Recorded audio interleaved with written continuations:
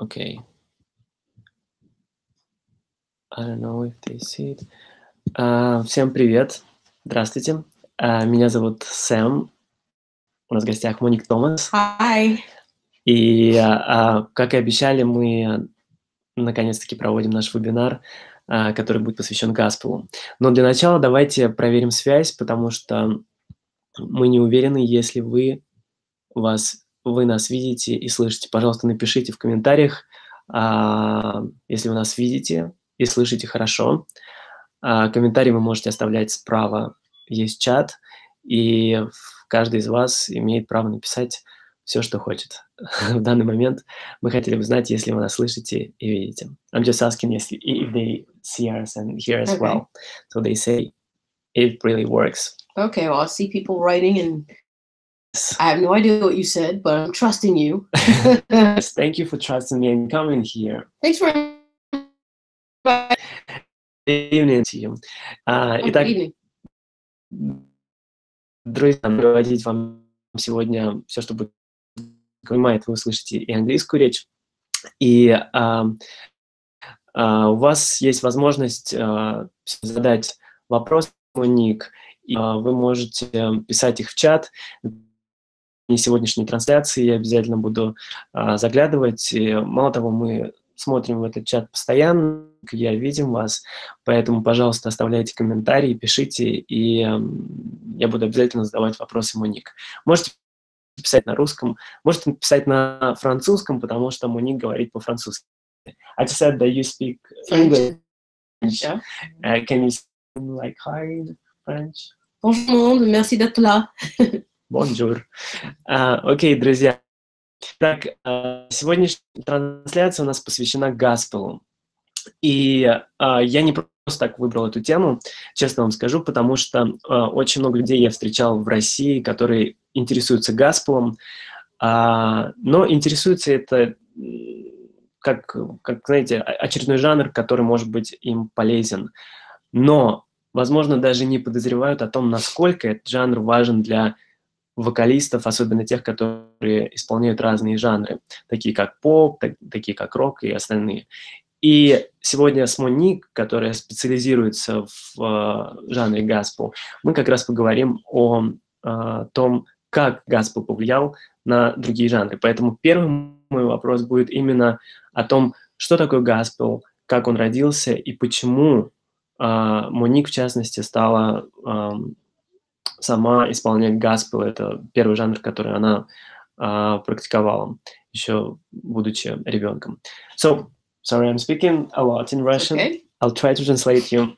So my question for you is about gospel, because I meet a lot of singers in Russia who is interested in gospel, but I think they don't really understand how gospel influenced other genres in music. So what is the definition of gospel, and why you personally came to gospel, to sing gospel? And I know this is where you started your music career. It was gospel. I wouldn't say my career, I'd say my music education. Yeah. More than my music career. But yeah, this is a very good question. It's an important question for people who are interested in many genres of American music. Today's pop music is from America is mostly some form of less concentrated R&B, or I would say R&B, or less kind of a watered down version of pure R&B. Now, in order to understand a great deal of American music, we have to look at three pillars of American music, which would be blues, gospel, and jazz. These three musics that are primarily music started by Black Americans in the United States, then it went on to influence everything else and gave birth to many other things. It started in 18th century, right? So let's say roughly somewhere before, and even with gospel, we have to go back a little bit further because before what we call gospel, which is around the 1900s, we have what we call Negro spirituals. So Negro spirituals we'll call that the folk music of the slaves. It's what the slaves were singing. And these are songs that used text from the First Testament in the Bible. These are songs that slaves themselves made, and they were often coded. So that meant that it was a way to communicate other information sometimes for slaves to get away from their plantations. Okay, yeah. Sure. Give me a second to translate. Oh, that's right. I forgot. I have to translate. Да, Sorry. мы совсем забыли о том, что нам нужен перевод, но я здесь для того, чтобы напомнить об этом, поэтому сейчас постараюсь перевести все, о чем сказала уже Моник, а дальше мы будем разбивать это на более мелкие фразы. Итак, Моник сказала о том, что очень важный вопрос по поводу гаспела, потому что есть три основы, на которых держится музыкальная культура американская прямо сейчас. You mentioned jazz, blues and gospel. So, итак, это три направления, которые повлияли очень сильно на современную поп-музыку, в том числе и R&B. Это джаз, gospel и блюз. И к вопросу о gospel, откуда он пошел, есть будет мнение, что он зародился в XVIII веке, но Моник говорит о том, что как жанр он сформировался больше уже в XIX веке, в начале XIX века, а в XVIII веке это больше был, во-первых, это пошло из афроамериканской культуры, и в те времена, когда еще было рабство в Америке, и многие чернокожие люди работали на плантациях. На плантациях они передавали информацию посредством пения, то есть для того, чтобы информация дошла от одного раба к другому, им приходилось передавать это в форме песни, и это назывался такое духовное пение. Did I say all that? Yeah. Okay. So, well, to make a long story short and maybe more interesting, basically these three musics started somewhere around the 1900s. Итак, все эти три жанра, джаз, гаспел и блюз, они образовались как жанры в начале XIX века. And they influenced each other even. And it's interesting because, you know, gospel is religious music. And when I say gospel is what came after the Negro spirituals. We have our first composers of actual gospel music really in the 1900s, starting with people like Thomas Dorsey and many others. Да, и если говорить про гаспел, то он сам зародился из негритянской духовной музыки. И what is the names? Thomas A. Dorsey. Томас А. Дорси, это вот один из музыкантов. Я хочу поправиться, это не 19 век, это начало 20 века, то есть это 1900-нулевые годы. He was considered to be like the father or godfather of gospel. Да, и этот человек, он считается прародителем гаспела как жанра. A pioneer, because one thing he did was he would go and travel from church to church and have his songs sung by, I think it was Sally Martin, at different church services in order to sell his music. И он поступал так, что он ездил из одной церкви в другую и исполнял там свои песни для того, чтобы их продавать.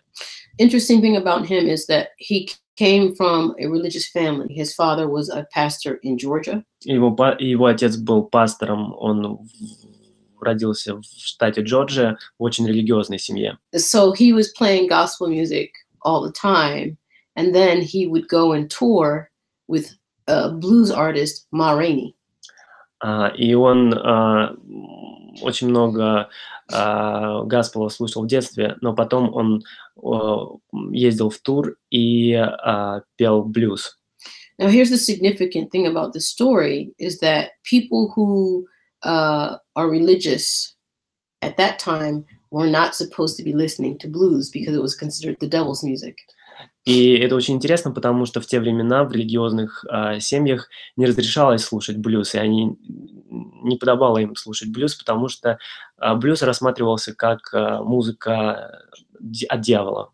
But anybody that listens to gospel will immediately recognize the bluesy element in it. Но люди, которые понимают и слушают гаспел, они хорошо могут уловить блюзовые детали в том или ином исполнении. So, just as the United States was very segregated for a long time, so was its music. So you had music for and by Black people and music for and by white people. So it was very separated. И из-за того, что в Соединенных Штатах долгое время присутствовало рабство, музыка делилась на музыку для белых и музыку для черных людей. And for a while, Black music was called race music. И очень долгое время вот эта черная музыка, она была российской музыкой. And what the white record companies would do is they would listen to what the Black people were doing and copy it and have white groups do copies of what the Black groups were doing. И рекорд-лейблы очень часто поступали так, что они слушали то, что делали в черной музыке, копировали это и давали исполнять белому человеку. But they were most certainly watered down versions, as they wanted music that had a certain kind of soul to it, but that was acceptable for white people. И они добавляли туда то, что мог себе позволить исполнять белый человек по своим возможностям. So up until about 1940, Black music was called race music. And in 1940, they changed the name and they changed it basically to rhythm and blues. Где-то в районе 1940 года вот эта вот расовая музыка, которая принадлежала черным, стала называться блюзом. And so Rhythm and bluesом. Yeah, rhythm and blues. And so that is an umbrella term because it goes under everything that was Black music went under it. So jazz went under there, and blues and gospel and boogie woogie and many other styles of Black music all fell under that umbrella term rhythm and blues. И под этим понятием rhythm and blues, как под определенным зонтом, мы можем впоследствии увидеть много других жанров, которые сейчас перечислила Моник. And then I would say roughly, if you looked at Black music, roughly every 10 years the music changed, and then it started to change its name. И если вы посмотрите и так грубо говорить о том, как меняется музыка, каждые 10 лет эти жанры, они претерпевают какие-то изменения. And so if you think about the 60s, you have what we call soul music, 60s and 70s rather. Then the 70s, you're going to have, your disco. And the end of the 70s, early 80s to about the early 90s, you have what we call R&B, which is the shorter term of rhythm and blues, but they are different. Okay. In 60s you started with soul. В 60-х была соул-музыка, дальше она преобразовалась в диско, и в 80-х уже появилась R&B. And the change in the music comes from the political climate. I mean, the 60s, you had a lot going on with the civil rights movement. So a lot of this music was to get people together and to fight against, racism and segregation and being disenfranchised.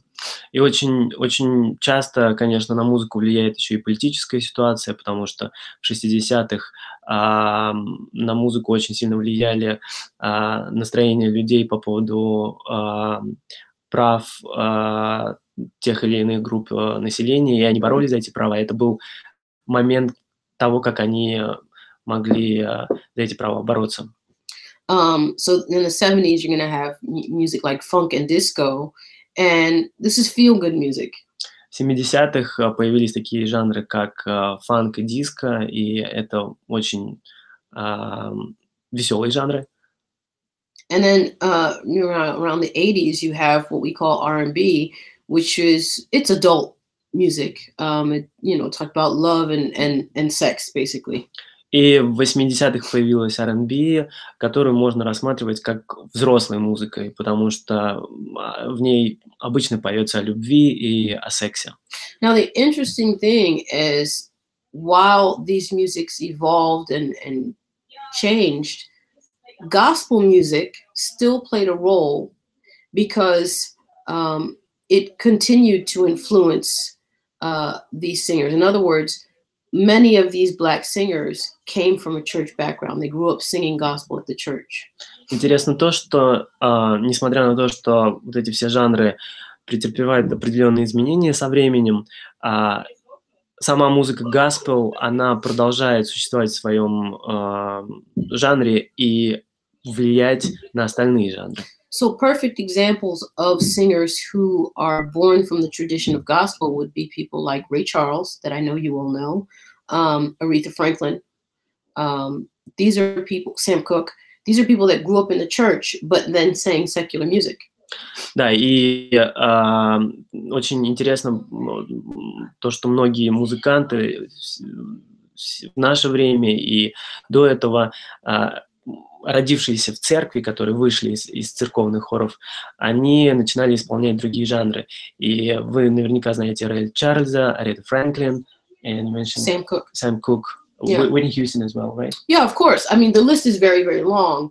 The point is that these people, even though they sang other genres of Black music, they grew up singing in the church. И Моник говорит о том, что главное, лист этих исполнителей, он может быть очень длинным, и он действительно большой, но важный момент, что все они, независимо от того, какой жанр черной музыки они дальше исполняли, они вышли из церкви. So what that really means is, for many Black Americans, their first experience in learning music is directly from the church. Для многих американцев первый опыт исполнения песни очень часто бывает именно церковное пение. And that means that you have a specific style of singing and a specific performance style as well. И это означает, что у тебя определенный есть стиль исполнения в этом жанре.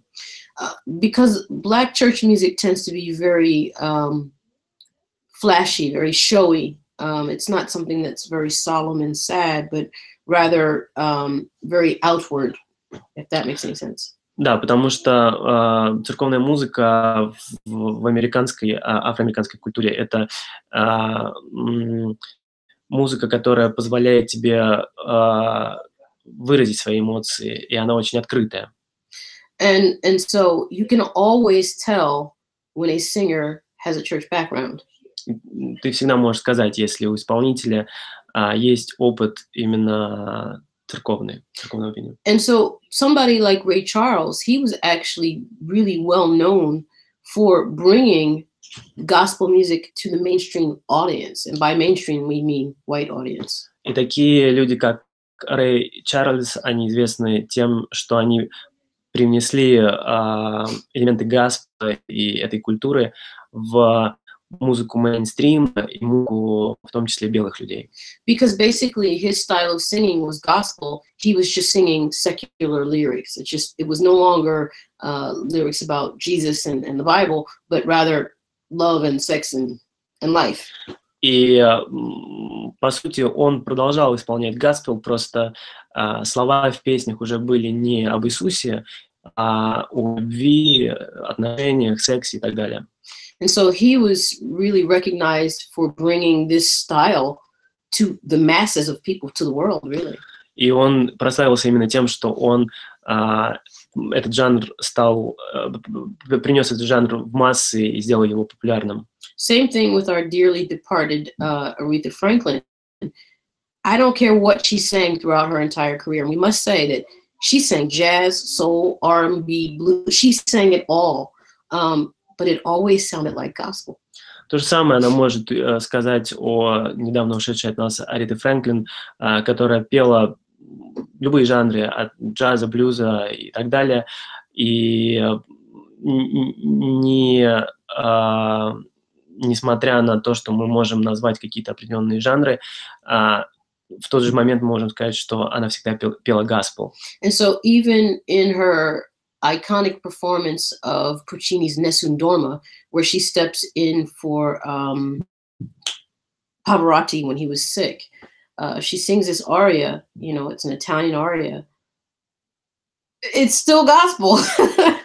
Даже когда она пела итальянскую арию, she sang with Pavarotti? No, she sang in place of, because he was ill. В момент, когда Паваротти был болен, и ей нужно было заменить его, она пела итальянскую арию, но она пела ее как gospel. Opera purists absolutely hate that performance, but I think if you're a lover of music, you can appreciate the beauty of what she did. Ценители оперы, они, скорее всего, не оценили ее старания и ее исполнения, но если вы ценитель музыки в целом, то вы поймете, насколько это было потрясающе. So all that to say that, you know, gospel, blues, jazz, you know, go throughout American music. It's woven into American music. And today, pop, and pop just means popular. It means what most people are listening to, or what's mostly played on the radio and or on TV, is a watered down version of 80s R&B. И сейчас все, что мы называем поп-музыкой, все, что играет на радио, поп-музыка — это то, что мы слышим в эфире каждый день. Это все основано на музыке R&B. So this is why when students come to me and they want to learn about riffs, runs, and ad-libs, and, you know, they want to do all of those fast melismas that they see Beyonce do, I tell them not to start there, because they need to listen to what those artists listen to. And then you start going backwards. You listen to what your favorite artists listen to, and then you realize that your favorite artist and what they listen to, and you keep going back and back and back. And the underlying part of that is gospel, blues, and jazz. И очень часто, когда к Моник приходят ее ученики и просят научить их делать такие же мелизмы, как, например, делает Бейонсе, Моник просит их взглянуть на то, у кого училась сама Бейонсе, на кого она смотрела, а потом смотреть на того, на кого смотрели и учились, у кого те исполнители, у кого училась Бейонсе и так далее. И так вы дойдете до гаспела, как до корней, которые повлияли на всех остальных исполнителей. So then the question would be, why is it important to go to the source, to go to the roots of something? And the best example I could give is a photocopy. And let's take a painting and then a photocopy of a painting. Each time you do a copy, you lose something. And so let's say a copy of a copy of a copy. By the time you've done your third or fourth copy, you've lost the essence of what the beauty of that original painting or photo was. So if you really want to gain knowledge, usable knowledge about a style of music, you really need to go back to the roots of that music. Да, и если говорить о том, почему нам нужно возвращаться к основам, тем корням, то это можно сравнить с такой метафорой, как если бы вы делали фото какого-то изображения, какой-то картины, и потом делали фото с этого фото с этого фото и так далее. С каждым новым фото вы теряли бы качество, и вот с музыкой практически то же самое. Another thing would be, as far as losing the essence, I notice people who don't have Black music as their original culture, when they try to imitate it, they wind up being more of a caricature of what that music is, rather than actually being authentic. And that's simply because they don't understand why we do what we do. They just notice, okay, they do riffs here and runs here, and then they'll do a high note here. And so it becomes very mechanical rather than methodical and emotional.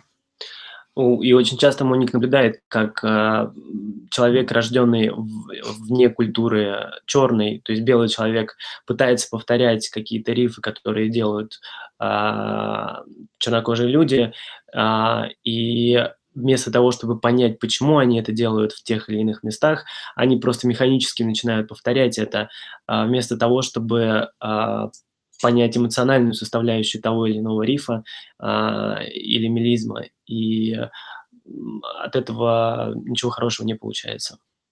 So what happens is I'll have students that come into me and they'll say, okay, I want to sing whatever song, and then they put all these riffs and runs all over the place, like and I'm like, okay, I don't hear the melody, and why are you using that riff, or why are you using that run? Because they always have a purpose. They always serve a purpose. They're not just random things that we put in there. It's not random ornamentation. There's a purpose for it. А еще бывают случаи, когда люди приходят и начинают делать мелизмы и рифы вообще во всех местах, которые только возможны в этой песне. И вопрос, почему они это делают, потому что за этими мелизмами теряется и мелодия, и уже все разваливается. And you'll only understand. Uh-oh, I'm gonna sneeze. Maybe not. You'll only understand when and why and how to use those things if you study the roots of that music. И понять, there we go. Sorry. Thank you. И понять вы можете эти моменты только когда вы пойдете к основам всех этих моментов. Yeah. Oh, so let's skip to today. Again, today's pop music from the States is mostly watered down R&B. And that's fine, that's okay. But if you want to do it well, you still need to go back to the roots. И возвращаясь в сегодняшние дни к тому, что мы называем поп-музыкой сегодня, вся она вышла из R&B, основывается на R&B, а R&B в свою очередь, это, конечно же, gospel. And that will help you sing in a more authentic way. И если вы будете возвращаться к этим корням, это поможет вам найти свою аутентичность. Yeah. Each genre of music, if you consider it, you can consider it like a language. And if you think of, let's say that gospel, blues, and jazz, let's consider them Spanish, but maybe one is Spanish from Spain, one is Spanish from Mexico, and one is Spanish from Puerto Rico. So people speaking all of these three languages or singing these three genres of music, they can understand each other because it's still Spanish, but it's different forms of Spanish. Если провести такую параллель, где жанр — это язык, давайте представим, что gospel, джаз и блюз — это испанский язык, но один из них вышел из Испании, другой из Латинской Америки, из Мексики, а третий откуда-нибудь из Аргентины. И все эти люди, они могут понять языки, но акценты у всех разные. And the reason I use that example is because we need to understand that styles of music have codes, and these codes let us recognize what style we're singing in. There's a way to phrase something that lets you know, oh, that's classical, or oh, that's jazz, or that's blues, or that's hip hop, and if you don't learn those codes, you're never going to authentically sing a style of music. Причина, по которой я об этом говорю, это то, что у каждого жанра на самом деле есть свои коды. И эти коды дают нам понять, о, это у нас джаз, это у нас хип-хоп, это R&B. И если вы не будете распознавать эти коды, вы не сможете быть аутентичными. I hope that's clear. For me, at least. Does anybody have any questions? Если у вас есть вопросы, пожалуйста, напишите их в чат, потому что другой такой возможности в ближайшее время у вас навряд ли появится. Задать вопрос, Monique. While they're thinking, let me ask my question. Okay. You mentioned that there's a reason for singer to put riff and runs in certain parts of the song. Mm-hmm. And you said they mean something. Yeah. So what actually riff and runs means? Is there any one meaning for every riff and runs, or there's a different meaning? And what do you mean by meaning? Okay. It means like, or I'm gonna cry this moment because this is emotional moment, or it's something different. That's a really good question, and I'd say the answer to that question is riffs and runs. For one thing, they're a form of improvisation. In other words, riffs and runs aren't usually written in the song. The composer didn't write those. Nowadays, composers will write them because they're realizing how cool it is. But typically, you'll have a song and it's written and it might be very straight, and then you'll get a black singer and they'll sing it and they'll put all this other stuff in, these ornamentations in it. And I like to say that they are exclamations. So whatever they're talking about, they'll put in a riff and a run to give it more meaning. Okay. So there's not one meaning, but let's say it enhances what they're trying to say. Мой вопрос был в том, почему мелизмы имеют место в песне и что они значат, потому что ранее Моник сказала о том, что есть причины, по которым в том или ином месте в песне появляется мелизм, и мой вопрос был в том, что на самом деле, какое значение имеют эти мелизмы. И ответ такой, что песня, в принципе, раньше писалась без каких-либо мелизмов, и ее просто давали черному исполнителю, и он вставлял эти мелизмы там, где нужно было. Но сейчас очень много музыки пишется уже с отметками мелизмов, потому что люди понимают, насколько они важны в песне. И если говорить про значение этих мелизмов, то они обращают внимание и восклицают что-то в песне для того, чтобы усилить этот момент, и в этом главная задача мелизмов. So another way to look at it is a melisma or a riff and run. It's a way to say what you're trying to say, but that can't be said with words. Yes. И мелизм в том числе это еще и момент, когда тебе есть что-то сказать, но ты не можешь выразить это словами, и очень часто в эти моменты происходит как раз-таки мелизм. And one thing we have to understand about the tradition of Black music in America is it's highly improvisational. И очень важный момент мы должны понять о черной музыке в Америке, что это в основном импровизация. In other words, whatever the composer wrote is just a starting point. You mustn't stay there, and no Black American artists will just sing exactly what's written. They'll sing something, but they enhance it. I call it putting your own DNA onto the song, your own life experience onto the song, and then that makes the song your own. И неважно, как была написана песня, вы должны исполнить ее по-своему. И Моник называет это тем, что вы заполняете песню своим ДНК, и так она становится вашей. Вы не исполняете ее так, как она была написана. I might be jumping around a little bit because I'm also seeing some of the questions of singers, best gospel singers to listen to. The list is very, very, very long, but I can throw out a couple names. The Clark Sisters. The Clark Sisters is a group from Detroit, and they were pioneers in the gospel sound, and they're very, very much known for their riffs and runs. Mm-hmm. They influenced generations upon generations of R&B singers. And so if you're wanting to learn riffs and runs, look at the Clark Sisters. And then from there, each of the sisters, many of them had solo careers. So Karen Clark Sheard and Dorinda Clark Cole and Twinkie Clark. You can find this all on YouTube. If you click on one of these people, you'll find a whole bunch of other places to go and other things to listen to. Да, перепрыгнула сразу Моник, она увидела вопрос на английском языке. Вопрос был, я переведу, вы можете нам назвать лучших госпел-исполнителей, которых нужно послушать. И Моник назвала эти имена. Вы можете найти эти имена на YouTube, и как только вы наберете одно имя, YouTube вам обязательно начнет рекомендовать и все остальные, поэтому дерзайте. И вот был вопрос, где брать первоисточники Гаспела, где и что слушать. Мне кажется, это тот же самый ответ.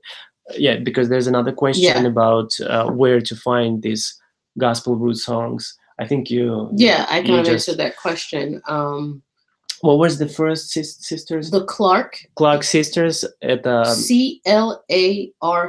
The Clark Sisters. S-I-S-T-E-R-S. The Clark Sisters, они особенно примечательны тем, что у них очень здорово все с мелизмами, и у них многие учатся мелизмам. And they are not by any means the beginning of gospel. I specifically chose that group because I think once you hear them, you immediately make the connection with R&B. И они не самый главный первоисточник, но когда вы услышите их, то вы поймете, что да, именно на таких, как они, ориентировалась R&B уже в последующем. Вот в чате Оксана написала название, и оно правильно, The Clark Sisters. But if you want to go back further in roots of gospel, you'd have to go back to somebody like a Mahalia Jackson, who is very well known. What's name? Mahalia Jackson. Yeah. Вы можете и в том числе посмотреть этого исполнителя, если говорить о... And you'll hear, she didn't do riffs and runs, but she had a very bluesy style. Она не делала мелизмов в чистом виде, но у нее очень хорошо получится блюзу как стилю. And interestingly enough, as religious as she was, she did a recording with Duke Ellington, you know, jazz composer and orchestral director. So there's that mix again of genres. Да, и она записывала с Дюком Эллингтоном. I forgot how the Duke translate. No, I mean there is a translation for Duke. В общем, к сожалению, я сейчас вылетел из головы. Эллингтон, вы знаете этого композитора, вот она с ним работала. So there's some other questions. Yeah, somebody write it out. Yeah, Mahalia. Very good. Thank you. Mahalia Jackson. Давайте я прочитаю вопрос от Юли. Thank you, Оксана. I will read and then translate. Okay. Помимо разбора жанровой музыки, есть ли какие-то способы, возможность научиться белому человеку петь как черные? Нам очень нравится звучание голоса и резонаторов афроамериканцев, сама густота тембра. Возможно, есть какие-то техники, способные научить белого человека петь голосом черного. Про изучение истории жанров корней Гаспела я поняла, но, возможно, есть еще какие-то вокальные техники. So basically, Julia is asking that she got the idea of studying the history of genre and the roots of gospel, but how else white people can learn from black people their vocal technique, because they like, you know, mostly how black people sounds resonate, the tone of the voice and everything. So what else can you suggest a part of, you know, study the history? Well, I think it's important to remember that you learn to speak by hearing and by speaking, which is the reason why somebody who's always been deaf doesn't speak. Someone who lost their hearing after can speak, but someone who is deaf from birth doesn't quite learn how to speak. И вы, безусловно, учитесь, когда вы слушаете и когда вы говорите. К примеру, глухой человек, он не сможет говорить, потому что он никогда этого не делал. So emulation is a major part of how we learn things.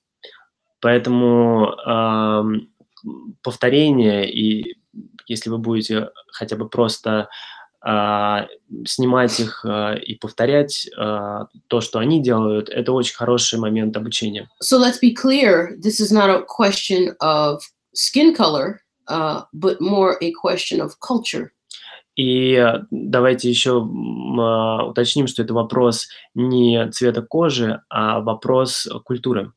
So I know white people who've grown up listening to black music, and they tend to have a black sound. И я знаю белых людей, которые росли в культуре черных, и у них есть так называемый черный в кавычках черный голос. Now, I think the question would be then, what is my goal? If I'm not born in black culture. Yeah, what is my goal? Is my goal to sound black, or is my goal to find my own authentic voice? И вопрос в том, чтобы мне звучать как черному или мне найти себя и свою аутентичность. Is there a reason for a Russian person to sound authentically black? Есть ли причина вам звучать аутентично как черному человеку? Or is it maybe more interesting to have that as an influence, having that music as an influence, and then be influenced with that, with a mixture of everything else you've listened to, which would certainly, to some degree, be Russian music and maybe other things. And within that, you find your own authentic voice that is, it's authentic to what you are. Или другой вариант, в котором вы на вас влияет музыка черной культуры, и вы находите свою аутентичность, при этом слушая и находясь в российской культуре, в российской музыке. And I'm not giving the answer to that question because I think that's a personal question. I think that's the artist in you that decides, you know, how you want to express yourself. И это на самом деле еще и очень индивидуальный вопрос, поэтому я могу ответить общим для вас. Очень важно, что для себя вы решаете, что вы называете аутентичностью для себя. But I do think it's a good question to ask yourself as you're, you know, learning different styles of music and you're confronted with singing a style of music that's maybe outside of your culture. И это хороший вопрос, который вы можете задать себе, особенно если вы интересуетесь пением тех жанров, которые не принадлежат культуре вашей страны. For instance, I sing a lot of styles of music, and in jazz, we tend to borrow from Latin America. So, you know, Afro-Cuban, Cuban, what we often generically call Latin music, bossa novas and sambas and things like that. And as a jazz singer, we typically sing those musics. Я исполняю очень многие жанры, но как джазовая певица я могу сказать, что мы очень часто заимствуем моменты из латинской музыки, из босса-новы, из афро-кубинская музыка и многие другие. То, что называется латинской музыкой. But I'm very much aware that as an American and as a Black American, my interpretation of that music is simply my interpretation of that music. It is not authentic. И как афроамериканка я интерпретирую эту музыку, как я это вижу. Let me say, it's not authentic style-wise, but it's authentic in my presentation of the lyrics. Это не столько аутентичный стиль, это то, как аутентично Моник доносит слова этой песни. Because it's coming from me. Потому что она исходит от нее. But I'm not pretending to be a, you know, genuine bossa nova singer. Но она не рассматривает себя как исполнитель в стиле босса-нова. Because if I wanted to do that, then I would have to make the trip there and probably live there for a very long time and study with the best people and do it for many, many years. And I probably would still miss the mark.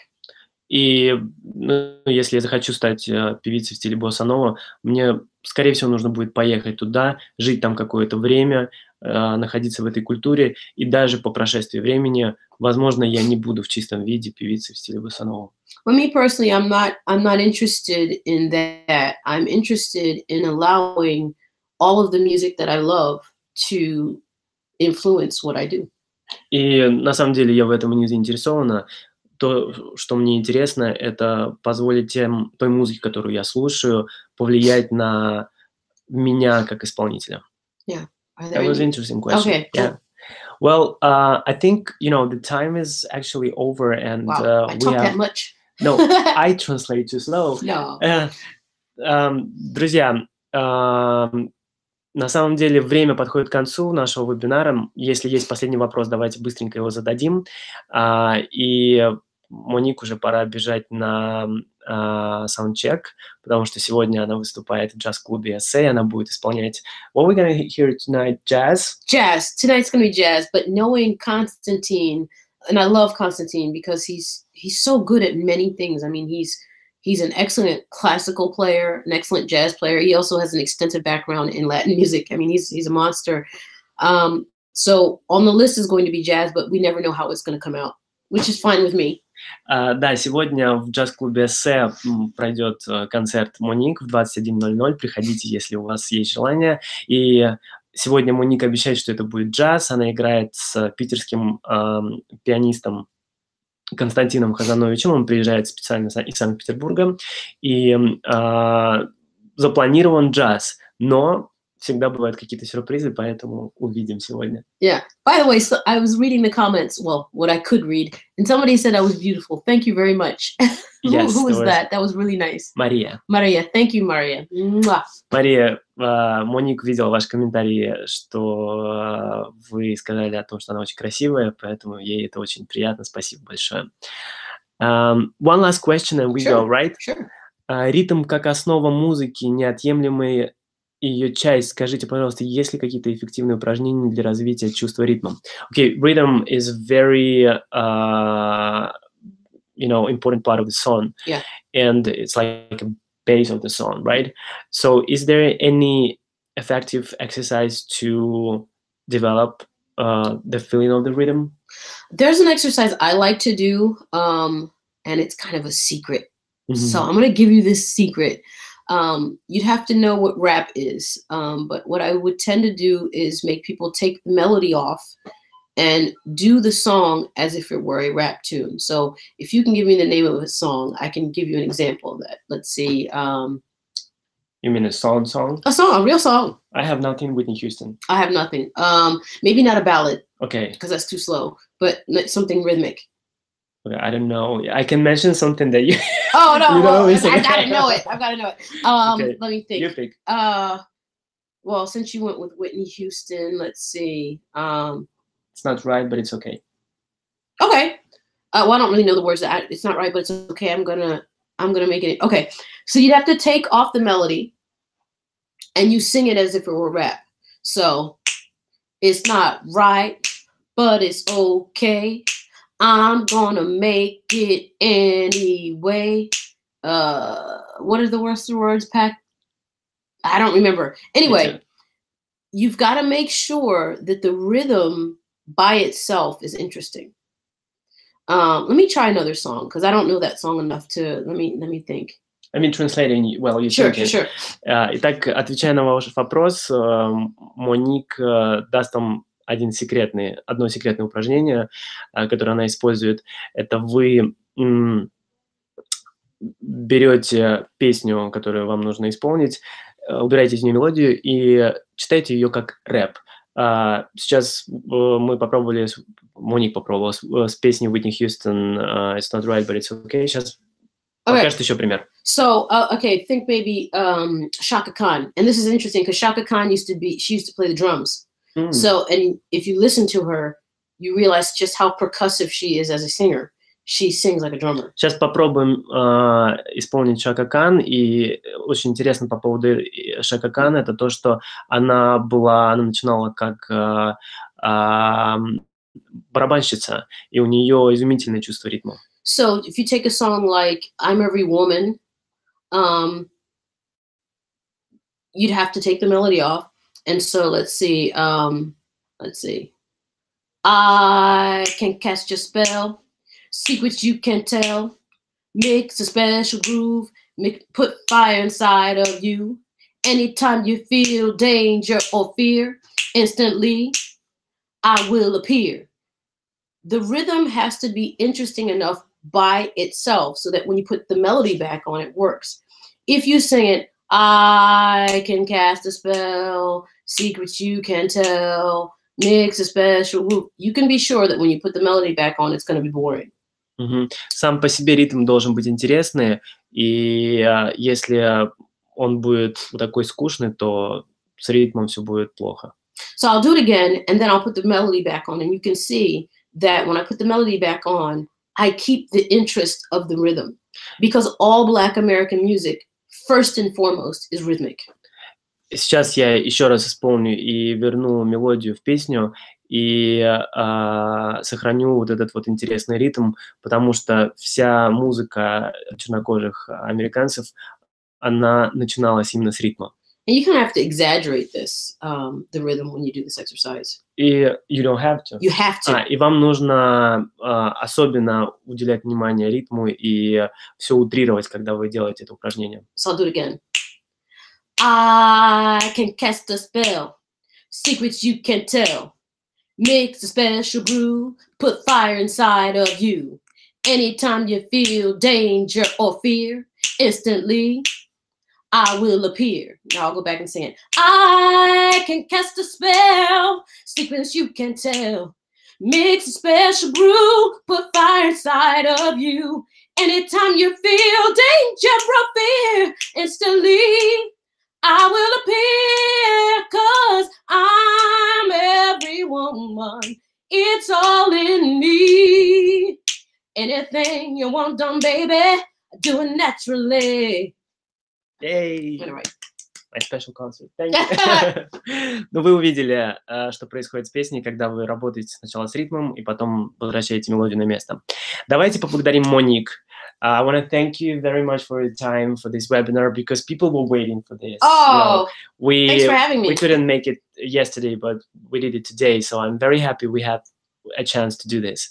And I also want to mention that you're going to do a workshop here, actually, on 24th of November. Я хочу вам напомнить, что 24 ноября Моник будет проводить 2 мастер-класса в Москве в рамках интенсива PROFTY Education. И это будет 2 программы. Одна программа про джаз, jazz interpretation, right? Yes. Мы будем разбирать интерпретации в джазе. И вторая программа, второй мастер-класс, это именно gospel хор. Are we going to work on gospel this way? We're actually going to sing 3-part harmony. Okay, мы будем everybody's going to sing. Yep. If you come to the class, you're singing. Окей, me too.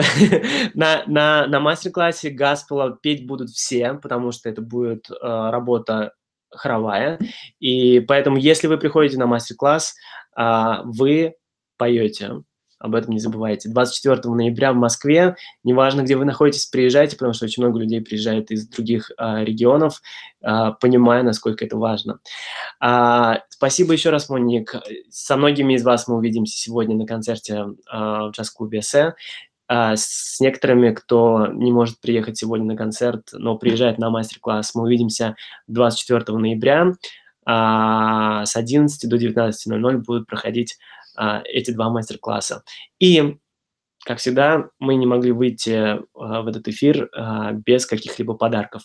Поэтому только для тех, кто сегодня с нами онлайн, я дарю скидку на посещение этого интенсива 24 ноября. Сейчас в этот чат я вам пришлю секретный код, который позволит вам купить билеты на интенсив 24 ноября со скидкой в 20%. Это самая большая скидка, которая когда-либо у нас давалась.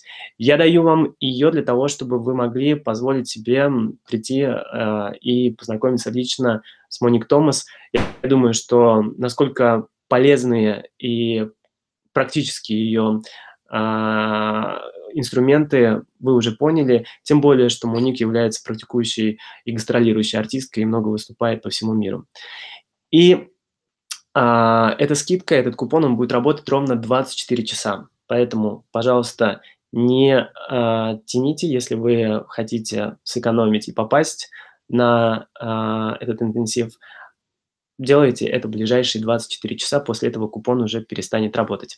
Итак, я отправляю этот купон в чат сейчас, и вы все можете его увидеть. Поэтому у вас есть возможность купить билеты со скидкой. Спасибо всем большое. Я желаю вам хорошего вечера. До встречи и спасибо еще раз за участие. Thank you, Monique. Спасибо. Yellow Blue Bus. Yeah. Всем пока.